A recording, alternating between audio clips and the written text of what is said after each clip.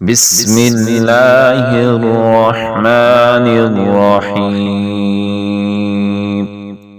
آية الكرسي.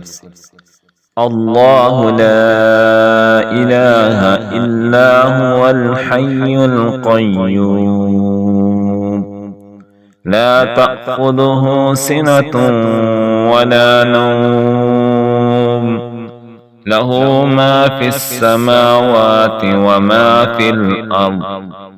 من ذا الذي يشفع عنده إلا بإذنه، يعلم ما بين أيديهم وما خلفهم، ولا يحيطون بشيء من علمه إلا بما شاء،